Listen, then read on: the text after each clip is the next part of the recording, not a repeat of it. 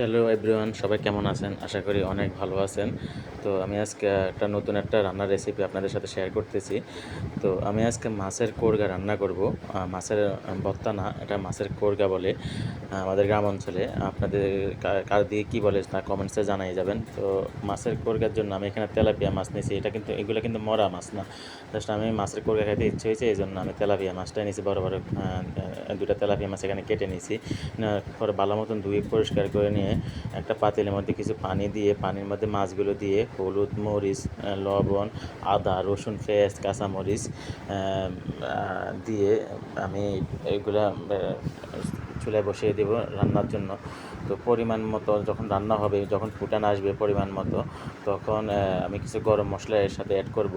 গরম মশলা না দিলে এই কোরগার স্বাদ পাওয়া যায় না। তো আমি কিছু গরম মশলা দেওয়ার পরে দিয়ে আমার মোটামুটি হয়ে গেছে। এখন আমি ঠান্ডা করে কাঁটাগুলো বেছে নিচ্ছি। আর এই মাছগুলো প্রচুর অনেক কাঁটা থাকে, তো এই জন্য কাঁটাগুলো বেছে নেওয়ার পরে দিয়ে আমি ডাইরেক্ট তেলে দিয়ে দিয়েছি। দেখেন কত সুন্দর একটা কালার আসছে। আর আমি স্বাদ, আলাদা স্বাদের জন্য নারকেল বাটা দিয়ে দিয়েছি।